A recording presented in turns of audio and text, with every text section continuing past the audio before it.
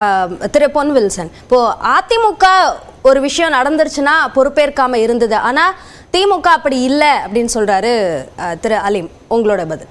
இல்லை, அதுதான் இப்போ நம்ம அரசியல் பேசாமல் பேசணும்னு தான் நினச்சேன் நான். ஏன்னா கிட்டத்தட்ட 65 பேர் மரணம் சாதாரண விஷயம் கிடையாது. ஒரு பாமரர்கள், ஒரு பட்டியலின மக்கள், அப்பாவிகள், அவர்களை கள்ளச்சாராயம் வித்தவன் மேலே தான் 100 மடங்கு தவறு ஒழிய அதை குடித்தவர்கள் அப்பாவிகள். வெறும் அந்த பணத்தை மிச்சம் பண்ணுறதுக்காக உயிரையே விலையாக கொடுத்துட்டாங்க, அவ்வளோதான். அதனால் அதில் இறந்தவர்களை பற்றி நம்ம ரொம்ப உருக்கமாக தான் யோசிச்சாகணும். நீங்கள் இந்த நேரத்தில் அதிமுக ஒப்புமைப்படுத்தால் சொல்கிறேன். இப்போ அதை நம்ம லேசாக எடுத்துகிட்டு போகும்போது நீங்கள் சொல்கிறீங்க, ஆக்சுவலாக எடப்பாடி பழனிசாமி அவர் ஒரு மீட்டிங்கில் கலந்துக்கிட்டார். அந்த மீட்டிங்லேருந்து வெளியே வந்தோடனே கேட்குறாங்க, இந்த மாதிரி துப்பாக்கி சூடு நடந்துச்சே அப்படின்னு. அப்போ சொல்கிறாரு, இல்லை நானே மீட்டிங் முடிச்சுட்டு இப்போ டிவியில் பார்த்தா தெரிஞ்சுக்கிட்டேன்னாரு. அடுத்து என்ன சொல்கிறேன்னா, சிபிஐ என்கொயரி வைக்கப்பட்டது. சரி, இவ்வளோ வேணாம். 3 வருட ஆட்சி திமுகவின் தேர்தல் அறிக்கையில் டிஆர் பாலு தலைமையில் இருக்கிற 8 பேர் கொண்ட குழு ஸ்டாலின் அவர்கள் கையெழுத்து போட்டு கொடுத்ததில் தேர்தல் அறிக்கையில் இருக்குது என்னன்னா, ஸ்டெர்லைட் ஆலைக்கு உடனடியாக நடவடிக்கை எடுப்பேன். அருணா ஜெகதீசன் கமிஷன் அறிக்கையில் 17 காவல்துறை அதிகாரிகள் பெயரை குறிப்பிட்டு அந்த அருணா ஜெகதீசன் குறிச்சிருக்காங்க. அதில் முதல் குற்றவாளி சைலேஷ்குமார் யாதவ், துப்பாக்கி சூடுக்கு ஆணை கொடுத்தவர். அந்த அந்த அதிகாரி மேலே என்ன நடவடிக்கை எடுத்திருக்காங்க? அந்த எஸ்பியை இன்றைக்கு டிஜிபியாக திராவிட முன்னேற்ற கழகம் பதவி உயர்வு கொடுத்து அழகு பார்க்கிறது. இதான் நடவடிக்கையா? அருணா ஜெகதீசன் கோடி கோடியா மக்கள் வரிப்பணத்தை செலவு நம்ம விசாரணை எடுக்கப்பட்ட கிரிமினல் நடவடிக்கை என்ன? நீங்க தேர்தல் வாக்குறுதியா கொடுத்தீங்க, இது ஒரு பக்கம். அடுத்து என்ன சொல்கிறோம்? அதே மாதிரி சொன்னார், நம்ம பழைய காலத்தை திருப்பி எடுக்கணும்னா சொல்லலாம். சீக்கியர் கலவரங்கள் 1984 அக்டோபர் 31 பிறகு நடைபெற்ற ஆயிரக்கணக்கானவர்கள் இறந்த பிறகு ராஜீவ்காந்தி கிட்ட கேட்கும்போது அவர் சொன்ன வார்த்தை, ஒரு ஆலமரம் விழும் பொழுது கீழே இருக்கிற புல் பூண்டெல்லாம் பாதிக்க தான் படும் அப்படின்னு. அதனால் அந்த வார்த்தைகளை எடுத்து நம்ம பேசக்கூடாது. இன்னைக்கு என்ன நடவடிக்கை? ஸ்டாலின் அவர்கள் எடுத்த நடவடிக்கை, இந்த முனைப்பு பாராட்டத்தக்கது, அதில் மாற்றமே கிடையாது. அவர் விரும்புகிறார், அதாவது நடக்கக்கூடாது அப்படின்றத உண்மையில் ஒரு முனைப்போடு இன்றைக்கு செயல்படுகிறார். நீங்கள் சொல்ல தாமதம்ன்றதால தாமதம் இருக்கலாம், ஆனால் ஒரு முனைப்பு எடுத்திருக்கிறார். ஆனால் இந்த முனைப்பு எந்த அளவுக்கு தீர்வை கொடுக்கும்ன்றதை நம்ம பேசுகிறோம். அதாவது ஆட்சியை குறை சொல்லணும்ன்ற அவங்க முன்னெடுப்பு எடுக்கிறாங்க. என்ன சந்தேகம்? தீர்வு தராது அப்படின்ற சந்தேகம் ஏன் எழுப்பப்படுது? இல்லை, என்னன்னா இது 2 விஷயமா 3 விஷயமா நீங்கள் பார்க்கணும். 2023 மே 13ஆம் தேதி மரக்காணத்திலையும் விழுப்புரத்திலையும் செங்கல்பட்டிலையும் மரக்காணத்திலையும் மதுராந்தகத்திலையும் நடந்த 23 மரணங்கள் ஞாபகம் இருக்குது. அப்போ சிபிசிஐடி விசாரணை உடனடியாக வைக்கப்பட்டது. மரூர் ராஜா முதற்கொண்டு நிறைய பேர் கைது செய்யப்பட்டார்கள். இல்லைன்னு சொல்லலை, நம்ம நடந்துச்சு. அது அதனுடைய தீர்வு என்ன? அதிலிருந்து நாம் கற்றுக்கொண்ட பாடங்கள் என்ன அப்படின்றத நம்ம ஒரு பக்கம் இது ஒன்று. இரண்டாவது என்னன்னா, இங்கே அசம்பாவிதம் நடந்தது, கள்ளக்குறிச்சியில் நடந்திருக்குது. நடந்த பிறகு உடனடியாக என்ன நடந்தது? அதாவது சாவு நடக்கும்போது ஆரம்பத்தில், அதற்கு பிறகு நடந்தது என்ன, இப்போ கொடுக்க போகிற தீர்ப்பு என்ன?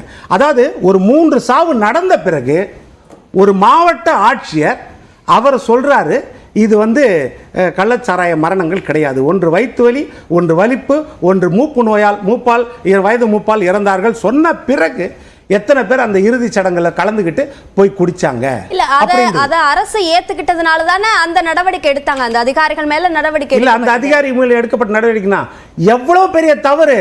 உயிர்கள் பறிபோவதற்கு தவறான முதலாவது ஒரு IAS அதிகாரி பொதுவெளியில் வார்த்தையை விடுகிறார். அது போல யாருமே விட மாட்டாங்க. ஏன் இன்றைக்கு நம்ம ஸ்டாலின் அவர்கள் முதலமைச்சர் பேசும்பொழுதும் எந்த வார்த்தையும் விடாம தான் பேசுறாரு. அதாவது இது வருந்தத்தக்க, நம்ம மனது வேதனை கொடுக்கக்கூடிய நிகழ்ச்சி இது அப்படின்றது தான் அவர் பொறுப்பேற்றுன்னு பேசுறார். ஆனால் அந்த பொறுப்பேற்றுட்டு பேசும்பொழுது பொறுப்பு ஏற்றக்கூடிய அதிகாரிகள் மீது எடுக்கப்பட்ட கிரிமினல் நடவடிக்கை என்ன அப்படின்றதான் நம்ம யோசிக்கிறோம். வேற ஒன்று, அந்த சைலேஷ் இவர் ஸ்ரவன்குமார் அன்றைக்கு சொன்ன வார்த்தைகளால் எத்தனை மரணங்கள் ஏற்பட்டது. அதற்கு பிறகு மருத்துவமனையில் சேர தயங்கியவர்கள் எத்தனை பேர் வீட்டில் இருக்கிறாங்க. நம்ம கள்ளச்சாராய நம்ம குடிச்சதால நம்மளுக்கு வயிறு வலி வரல, அதனால் நம்ம ஆஸ்பத்திரிக்கு போக தேவையில்ல, சரியாயிடும் அப்படின்னு நினச்சி தயங்கி போய் மருத்துவமனைக்கு செல்லாமல் இருந்தவர்கள் எத்தனை பேர்? அது இருக்குது இல்லையா? இன்றைக்கு இதெல்லாம் சரி.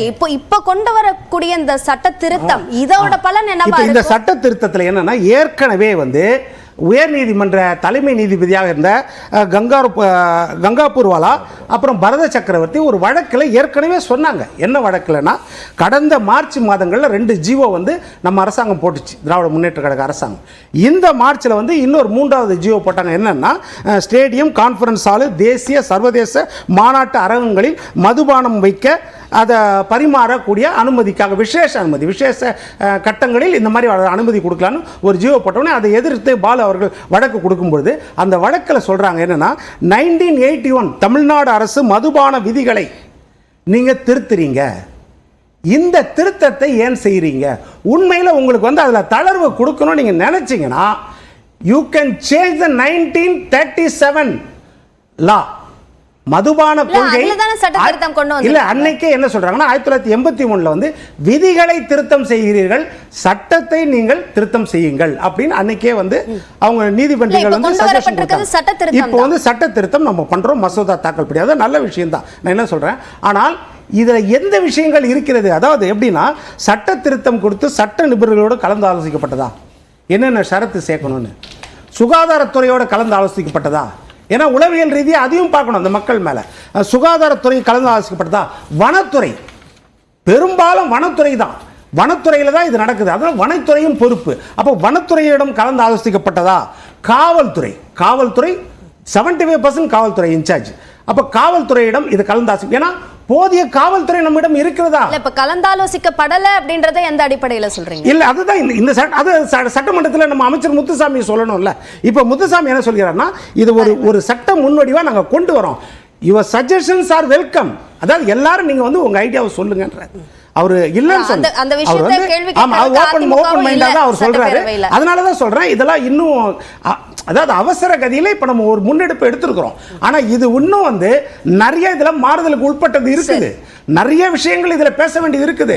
அதுல வந்து அவர் சொல்றாரு, காவல்துறை அதிகாரிகளையும் பியூரோக்ரசியும் பொறுப்புள்ளவர்களாக ஆக்க முடியுமா, அவர்களை குற்ற வழக்குகள் சேர்க்க முடியுமா, அந்த ஷரத்து இதில் இருக்கிறதா, நான் பெயிலபிள் ஷரத்து இருக்கிறதா, இதெல்லாம் இருக்குது. அப்போ வந்து சட்டத்தை நம்ம துரைமுருகன் மூத்த அமைச்சர் சொல்றாரு, இந்த மாதிரி மாவட்ட ஆட்சியரையும் காவல் கண்காணிப்பாளர்களையும் இதில் சேர்க்கணும்னா அவசரப்பட முடியாது, இன்னும் ஆராயப்பட வேண்டியது இருக்கிறதுன்றாரு.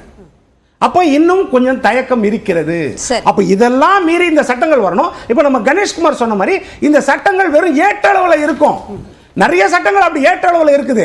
ஆனால் நடைமுறைக்கு வரும்பொழுது நீங்கள் இரும்பு கரம் கொண்டு, இப்போ நம்ம சகோதரர் சொன்னாரு இந்த மாதிரி நம்ம காங்கிரஸ் சகோதரர் பொறுப்பேற்றுக்கிட்டாங்கன்னு, பொறுப்பேற்றுக்கிட்ட உடனே என்னன்னா, யாராவது முக்கிய, அதாவது அந்த பொறுப்பில் இருக்கிறவங்க இருக்கிறாங்களே, யார் மேலேயாவது சட்டப்படியான கிரிமினல் நடவடிக்கை என்ன எடுக்கப்பட்டது? சரி, அதுதான் நம்மளுக்கு முக்கியம். ஓகே, நிறைய கேள்விகள் எழுப்பியிருக்கீங்க. பாக்கி கிட்ட போறதுக்கு முன்னாடி குறுக்கிட விரும்புனீங்க திரு அமுதரசன், சுருக்கமா சொல்லிடுங்க. அதாவது இந்த சட்ட இன்னைக்கு இந்த குற்றச்சம்பவங்கள் நீங்க தொடர்ந்து குறிப்பிட்டே கேட்டுட்டு இருந்தீங்க, மரக்காணத்தில் நடந்தது, அதே போல கடந்த காலங்களில் நடந்தது, இப்பொழுது நடந்திருக்குது, இப்போ இது என்ன நலன் பயக்க போகுதுன்னு. இப்போ செஞ்சிருக்கக்கூடிய அத்தனை மாற்றங்களும் சட்ட திருத்தங்களும் இனிமே இந்த சம்பவமே இந்த மாதிரி நடைபெறக்கூடாது என்பதற்காக எடுக்கப்பட்டிருக்கக்கூடிய நடவடிக்கைகள். மரக்காணத்தில் சம்பவம் நடைபெற்ற பொழுதும் அப்பொழுதும் சிபிசிஐடி விசாரணை வைத்து குற்றவாளிகள் கைது செய்யப்பட்டு சிறையில் அடைக்கப்பட்டாங்க. அது பலன் கொடுக்காம போயிருக்கு. அப்படிங்கிறதுனால தான் தொடர் இந்த ரிப்பீட் அஃபென்ஸ் அப்படிங்கிறதுனால தான் மறுபடி இப்போ இந்த சட்டத்திலேயே திருத்தங்கள் கொண்டு வந்து இந்த சட்ட விதிகள்ங்கிறது வந்து தாக்கல் செய்யப்பட்டிருக்கு.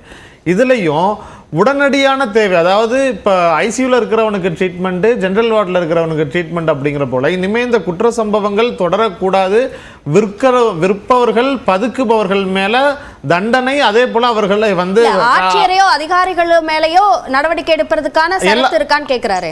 கண்டிப்பா உண்டு, அதெல்லாம் அதுக்கு எது எடுப்பதற்கான எல்லா வழிமுறைகளையும் உண்டு. அதை இந்த அரசு எடுக்க தயங்காது அப்படிங்கிறதுனுடைய வெளிப்பாடு தான் 24 மணி நேரத்துக்குள்ளார அந்த சம்பவத்துக்கு உட்பட்ட அத்தனை அதிகாரிகளும் கூண்டோட இப்ப வந்து மாற்றம் செய்யப்பட்டிருக்கிறாங்க. அவர்களை வந்து காத்திருப்பு பட்டியலில் வைக்கப்பட்டிருக்கு. நீங்க திரு அமுதரசன் சுருக்கமா சொல்லிடுங்க. அதாவது இந்த இன்னைக்கு இந்த குற்றச்சம்பவங்கள் நீங்க தொடர்ந்து குறிப்பிட்டே கேட்டுட்டு இருந்தீங்க, மரக்காணத்தில் நடந்தது, அதே போல கடந்த காலங்களில் நடந்தது, இப்பொழுது நடந்திருக்குது, இப்போ இது என்ன நலன் பயக்க போகுதுன்னு. இப்போ செஞ்சிருக்கக்கூடிய அத்தனை மாற்றங்களும் சட்ட திருத்தங்களும் இனிமே இந்த சம்பவமே இந்த மாதிரி நடைபெறக்கூடாது என்பதற்காக எடுக்கப்பட்டிருக்கக்கூடிய நடவடிக்கைகள். மரக்காணத்தில் சம்பவம் நடைபெற்ற பொழுதும் அப்பொழுதும் சிபிசிஐடி விசாரணை வைத்து குற்றவாளிகள் கைது செய்யப்பட்டு சிறையில் அடைக்கப்பட்டாங்க. அது பலன் கொடுக்காம போயிருக்கு அப்படிங்கிறதுனால தான் தொடர் இந்த ரிப்பீட் அஃபென்ஸ் அப்படிங்கிறதுனால தான் மறுபடி இப்போ இந்த சட்டத்திலேயே திருத்தங்கள் கொண்டு வந்து இந்த சட்ட விதிகள்ங்கிறது வந்து தாக்கல் செய்யப்பட்டிருக்கு. இதுலேயும் உடனடியான தேவை, அதாவது இப்போ ஐசியூவில் இருக்கிறவனுக்கு ட்ரீட்மெண்ட்டு, ஜென்ரல் வார்டில் இருக்கிறவனுக்கு ட்ரீட்மெண்ட் அப்படிங்கிற போல இனிமேல் இந்த குற்ற சம்பவங்கள் தொடரக்கூடாது. விற்பவர்கள் பதுக்குபவர்கள் மேல தண்டனை, அதே போல அவர்களை வந்து ஆட்சியரையோ அதிகாரிகளோ மேலேயோ நடவடிக்கை எடுப்பதற்கான சரத்து இருக்கான்னு கேட்கிறாரு. கண்டிப்பா உண்டு. அதெல்லாம் அதுக்கு எடுப்பதற்கான எல்லா வழிமுறைகளையும் உண்டு. அதை இந்த அரசு எடுக்க தயங்காது அப்படிங்கிறதுனுடைய வெளிப்பாடு தான் 24 மணி நேரத்துக்குள்ளார அந்த சம்பவத்துக்கு உட்பட்ட அத்தனை அதிகாரிகளும் கூண்டோட இப்ப வந்து மாற்றம் செய்யப்பட்டிருக்கிறாங்க. அவர்களை வந்து காத்திருப்பு பட்டியலில் வைக்கப்பட்டிருக்கு. அதே மாதிரி இப்ப இந்த இதுல பாத்தீங்கன்னா இந்த பாமக நண்பர் சொன்னது போல கூட அவருக்கு வந்து இந்த சட்ட இது வந்து இன்னும் முழுமையா அவர் பார்க்கல நினைக்கிறேன்.